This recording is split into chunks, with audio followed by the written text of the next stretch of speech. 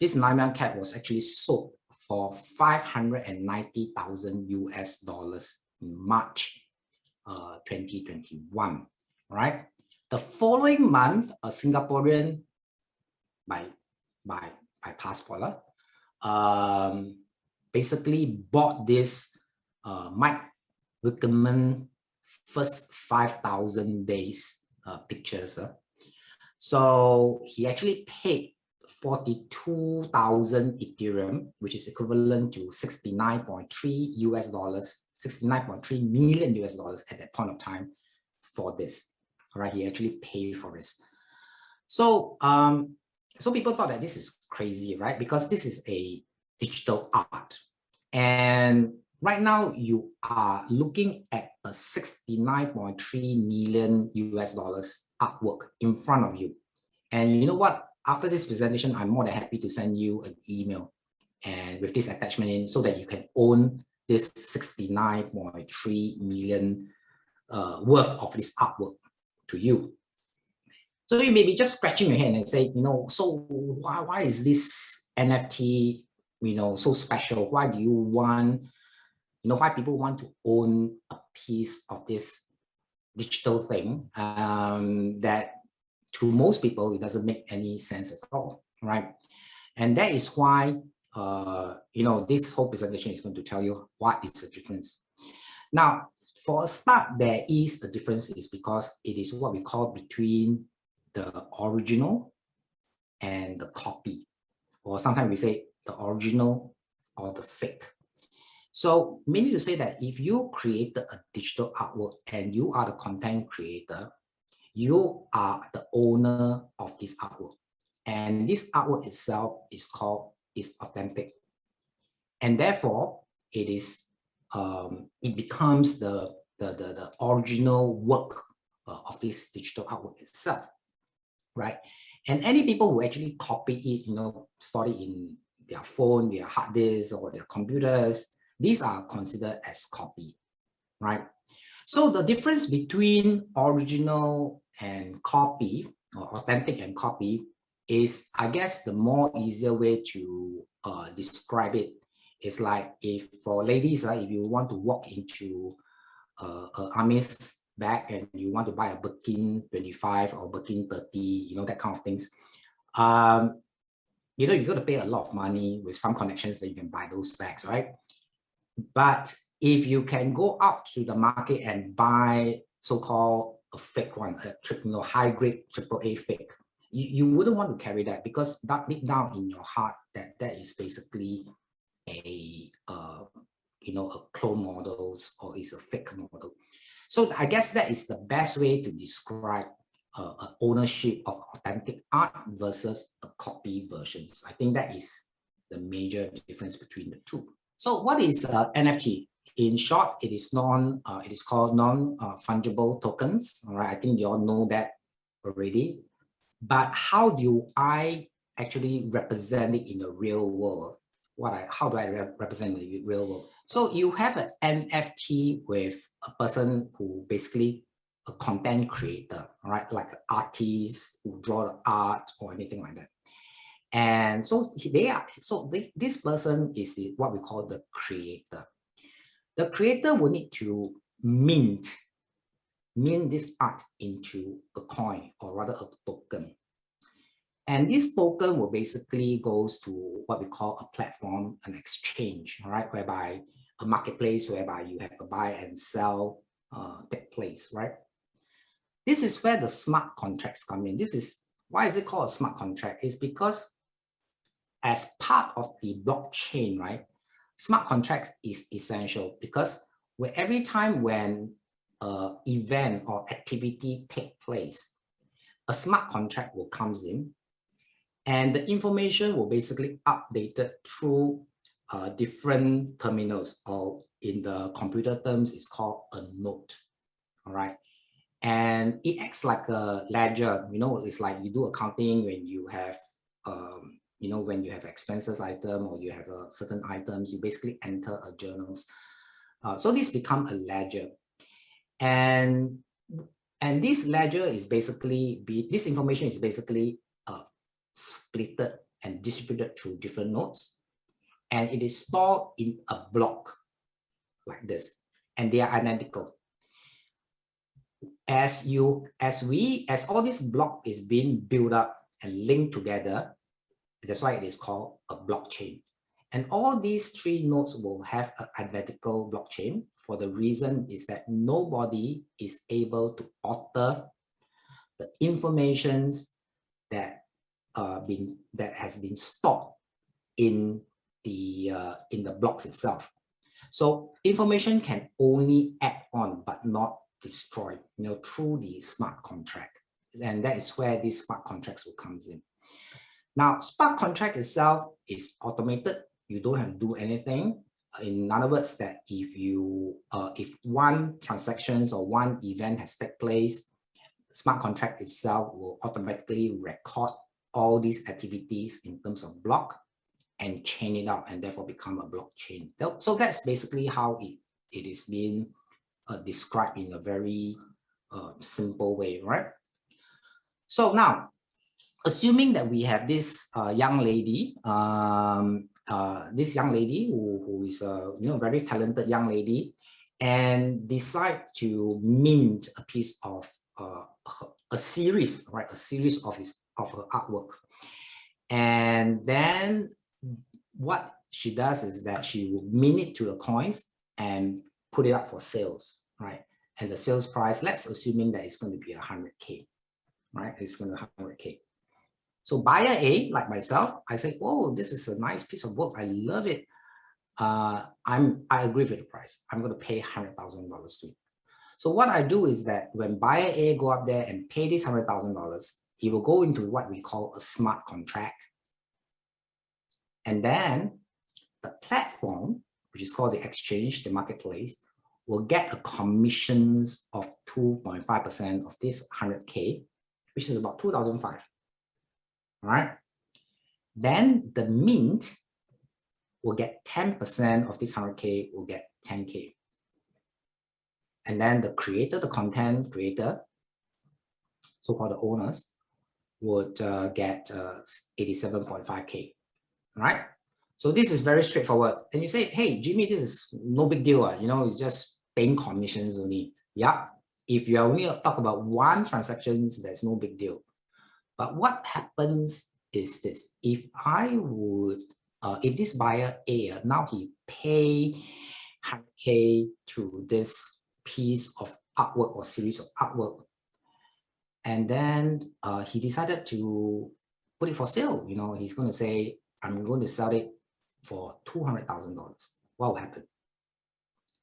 So this time around, when I have a buyer B, all right, decided to pay 200K to buyer A,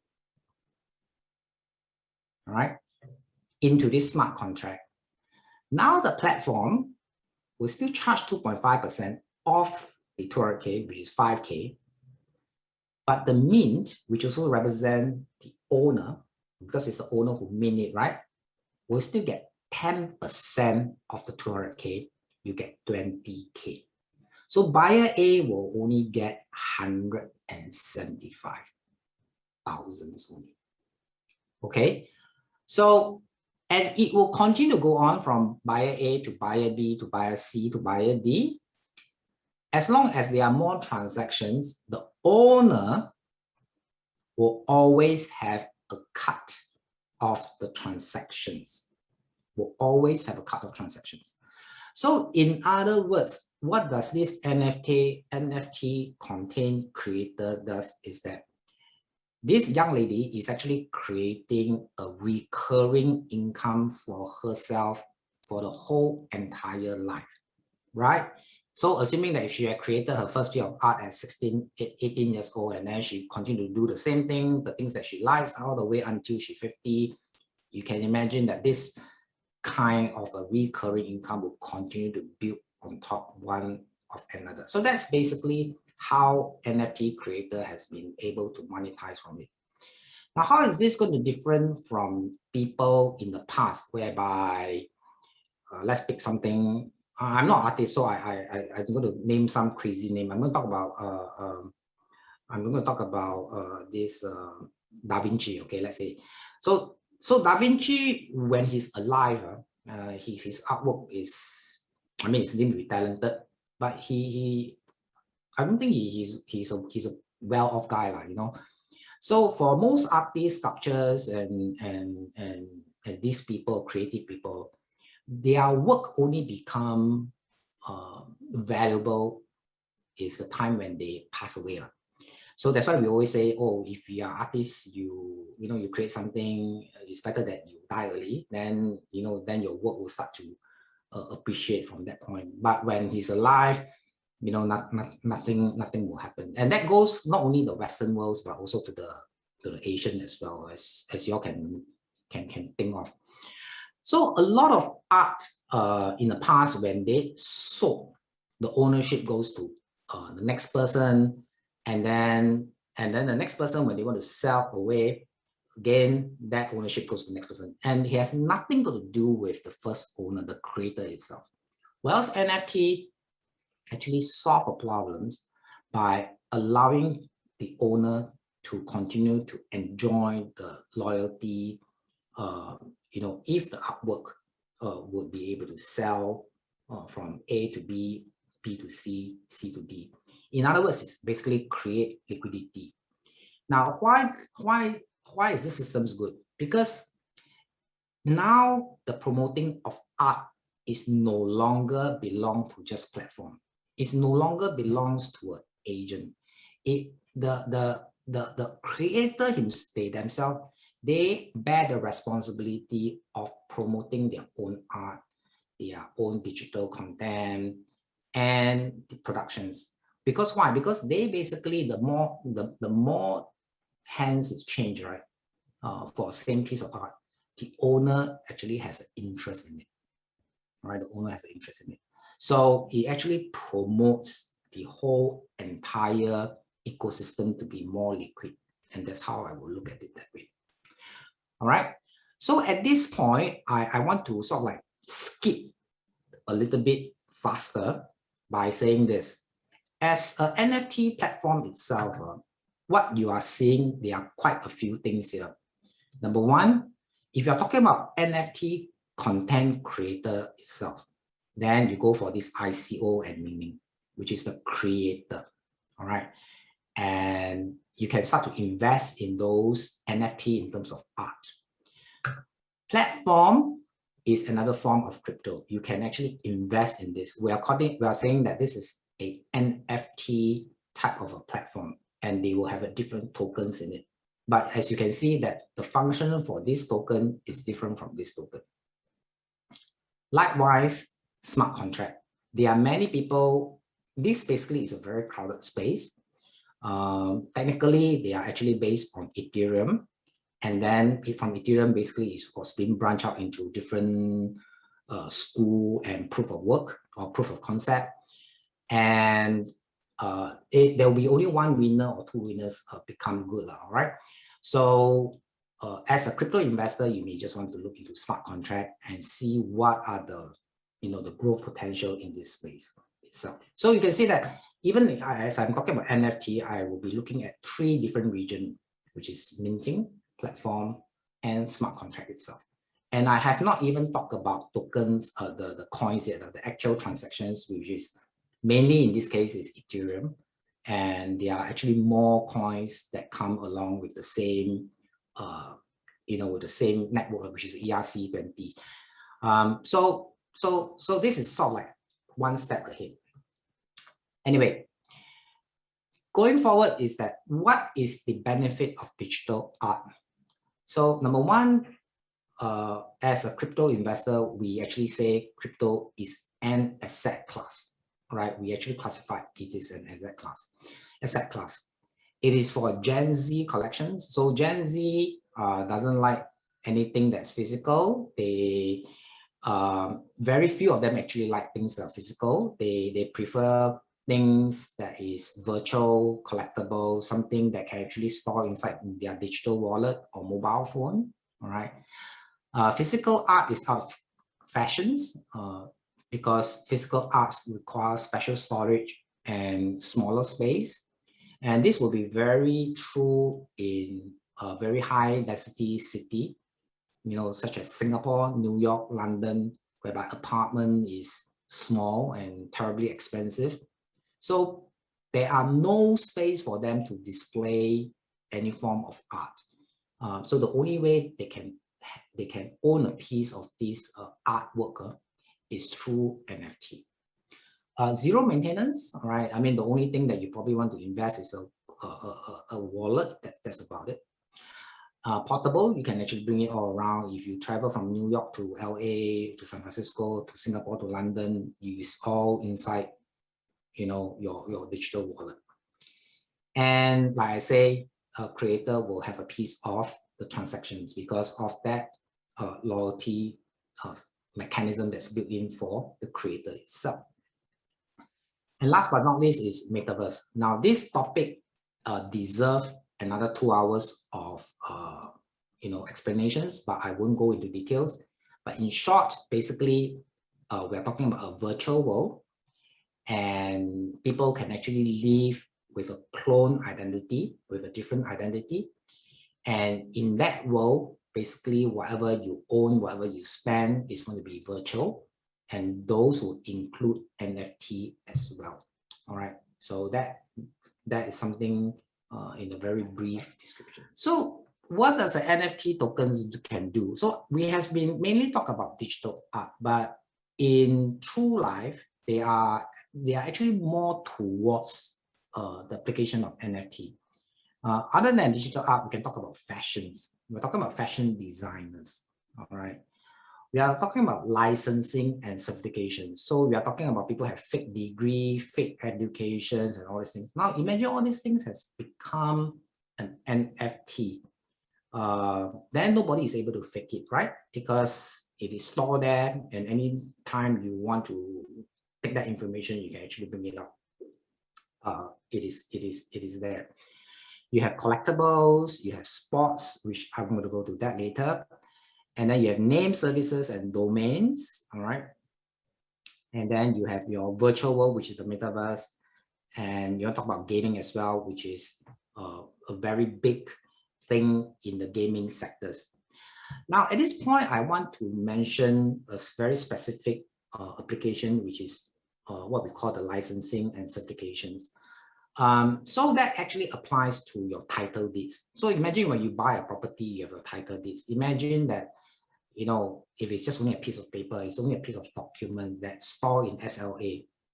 That can be fake, that can be duplicate, that can be cloned. I don't know. I mean, you think about it, anything physical, it can be done. But with NFT, it can be kept there, right? Or an architect, right? Architect who actually draw a plan, and this plan, created these wonderful buildings and building structures.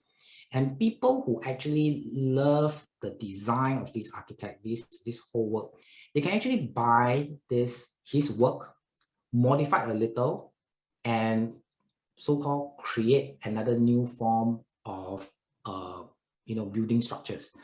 So architects themselves can actually use NFT to have recurring income. So right now, architects are working on project by project basis, but with NFT, they will be able to have recurring income. More importantly, and a little bit far-fetched, is basically yourself. Do you know that for every one of you is actually an NFT? And today, government organizations are using your information free of charge. And then they tell you what to do, right?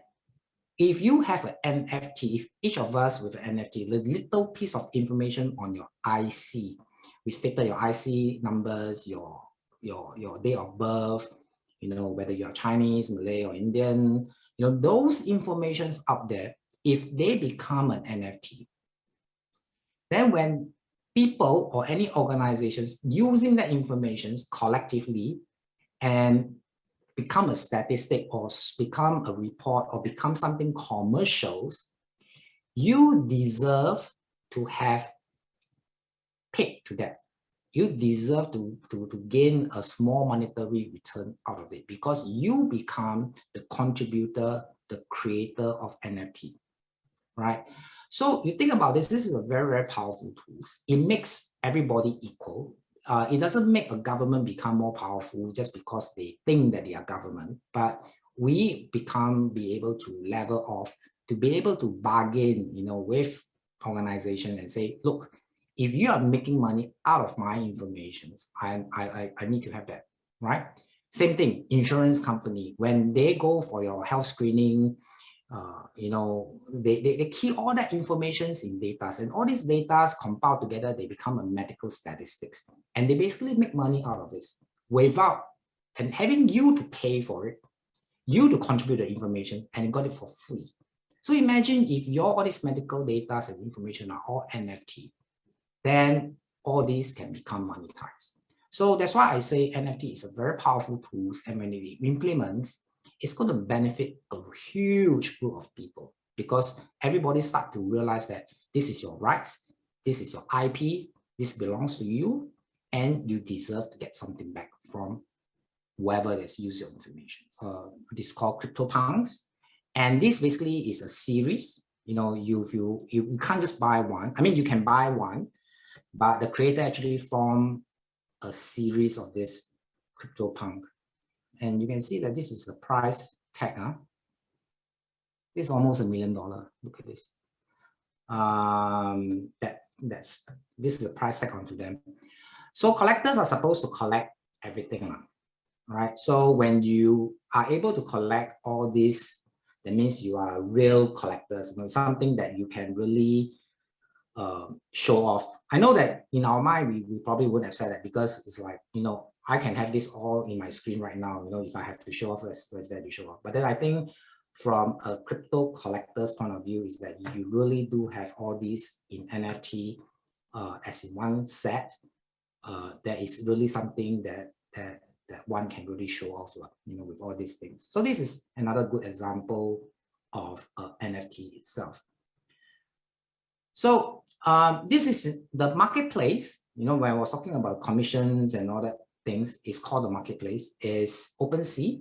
So this is OpenSea, and you can see that the top collections over the last 7 days, CryptoPunks, right? This is the price increase, and you have a Bored Apes, Doodles, Bonji Projects, Jungle Freak, and these are all in Ethereum.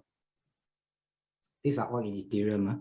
So it's not your normal US dollar. So one Ethereum right now is $4,500. So if I take 4,000 multiplied by 2,000, that is 60 behind. So that's $8 million, right? 2,000 multiplied by 4,000. So Ethereum is 4,005 now. So 4,005, let's say it's 4,000. 4,000 times 2,000, yeah, that's $8 million. So that's really 8 million. Let me do the math. Sounds a lot. Yeah, that's true. $8 million. In fact, to be precise, 9.5 million.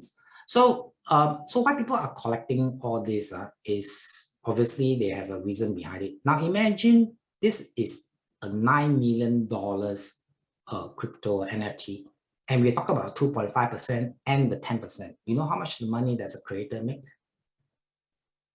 Right? We are talking about 10% of 9 million. We're talking about $900,000 really. Right? Just only on one crypto, only on one NFT. We haven't even talked about the whole entire series yet. So that is basically how NFT market works. If you want to find more about OpenSea, you can go to the website and find out what are the top collections, what are the ones that are affordable, what are the ones that are in trend, and things like that. Okay. So why are people buying NFTs? So I think, as I said, the people who buy NFT are basically people are collectors. They love it, they understand it. And for majority of them, they are Gen Z, and they want to keep it as a form of collections for future appreciations. Now, when I say do not buy NFT until you have done your research for at least 50 to 100 hours, I'm only picking only a very few of those here, right? So these are what we call the artists. When we want to buy an NFT, we need to understand a lot about artists, right? You need to know about Grimm's, Becky's, Justin Roland, all these people, why they do it, the philosophy behind this. I myself is not an artist, so I can't speak in terms of their approach, their mindset, or anything like that.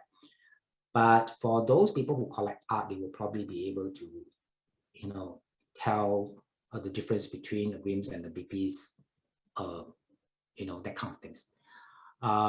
So it's the same thing. If you want to invest in a piece of artwork, you want to know who is who's a painter, who is, where it has go to, where's the historical background. So there's a lot of studies behind it, before you got there and invest in a piece of art.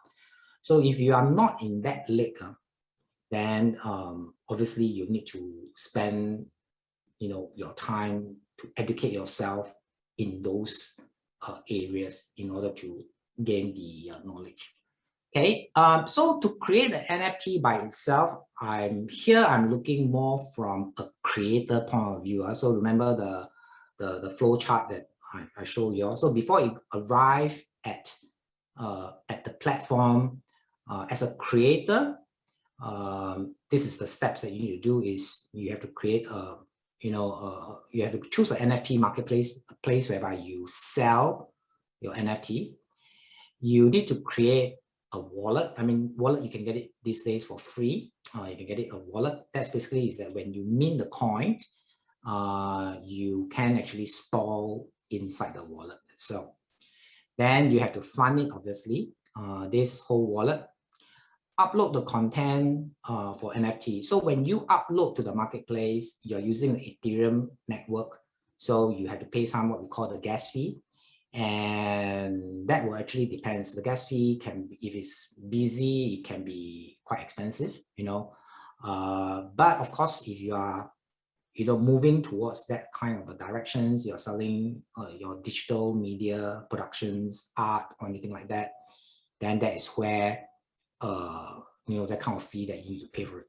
Now, of course, you list your NFT in your marketplace, and then finally you promote.